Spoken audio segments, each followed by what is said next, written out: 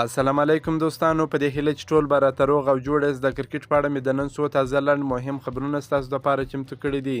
په دې هیله چې خوښ مو سي. نن په IPL کې د نوین الحق او رحمان الله ګربز ترمنځ لوبه ترسره کیږي. داسې نور تازه خبرونه مې هم درته چمتو کړي دي. ویډیو تر اخره راسره وګورئ.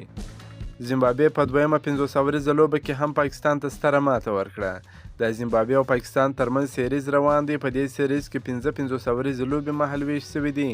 یاد سیریز د مې پر 18 نیټه پیل شوی دی چې دوې لوبې ترسره شوي دي. دواړې لوبې زیمبابوې ګټلې دي. یاد سیریز به د مې پر 25 نیټه پای ته ورسیږي. یاد لوبې رسمي نه دي. د یادولو وړ ده چې دغه لوبې د پاکستان او زیمبابوې د الف لوبډلو ترمنځ ترسره کیږي. پاکستانی رسنۍ افغان کرکټ بورډ د پاکستان کرکټ بورډ ته ایمیل کړی دی. د اسیا جام په پاکستان کې د ترسره کېدو ملاتړ هم کړی دی. د پاکستان رسنۍ لیکي افغان کرکټ بورډ ډاډ راکړی دی چې د اسیا جام لپاره پاکستان ته لوبډله درلیږو. د اسیا جام پر سر د پاکستان او د هند جنجالونه لا دوام لري. پاکستان کله وایي چې متحده عربي اماراتو کې د ترسره سي، کله وایي چې په سریلانکا کې د ترسره سي. تازه نجم سیټي دا خبر هم ورکړی دی چې اسیا جام د په انګلند کې ترسره سي. اخوا بیا د انګلند کرکټ بورډ هم دا خبر ورکړی دی که چیرې په انګلند کې اسیا جام ترسره کیږي نو زموږ لوبډله هم ور اضافه کړي چې پاکستان اوس په ډیر سخت حالات کې دی.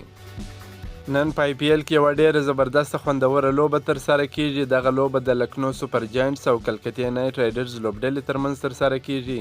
د لکنو لوبډلې سره نوین الحق لوبیږي او د کلکتې لوبډلې سره بیا رحمان الله ګربز لوبیږي. رحمان الله ګربز چې په تیرو لوبو کې مسلسل ناکامه شوی دی. وبګورو چې په نن لوبه کې به چانس ورکول سي او کنه. او نوین الحق هم په تیرو لوبو کې ښه ځلیدلی و، بیا په څو لوبو کې ډراپ شوی دی. په دې هیله چې په نن لوبه کې چانس ورکول سي دواړو افغان لوبغاړو ته، په دې هیله چې د خپلو لوبډلو دپاره ښه وځلیږي. د پاکستان کرکټ ملي لوبډلې پخواني لوبغاړي شاهد افریدي د پاکستان کرکټ بورډ څخه غوښتي دي چې لوبډله د نړیوال جام لپاره هند ته ولېږي. شاهد افریدي وایي د پاکستان لوبډله باید د نړیوال جام لپاره هند ته سفر وکړي. دا به د پاکستان د کرکټ د ملاتړ په اړه مثبت پیغام واستوي. په کندهار ولایت کې د کرکټ بورډ تر سوري لاندې رحمت ولي مسرور امرجنګ جام سیالۍ پیل شوې وي چې ډېر زبردست په زړه پورې ټورنمنټ ترسره سو. ځوانان لوبغاړي پکې ولوبېدل، ځوانې لوبډلې کې ولوبېدلې، ډېرې ښه وځلېدلې، خپل استعدادونه یې ښکاره کړل.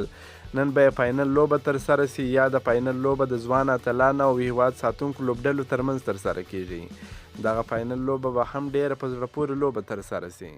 په IPL کې جاس بټلر د IPL په یو پړاو کې تر ټولو بد ریکارډ په خپل نوم کړ. هغه په یو پړاو کې تر ټولو ډیر 15 ځلې په 0 سوځېدلی دی. هغه بیا تیر کال ډیر ښه ځلېدلی و، 863 منډې جوړې کړې وې چې په یو پړاو کې دویم تر ټولو ډیرې منډې جوړونکی لوبغاړی و. په جون میاشت کې د افغانستان او هند ترمنځ 500 ورځې لوبې ترسره کیږي. په دغه لوبو کې یو شمېر هندي لوبغاړو ته د افغانستان پر وړاندې د لوبېدو لپاره دمه ورکړل کیږي. په دغه لوبغاړو کې روهیت شرما او ویرات کوهلي هم شامل دي.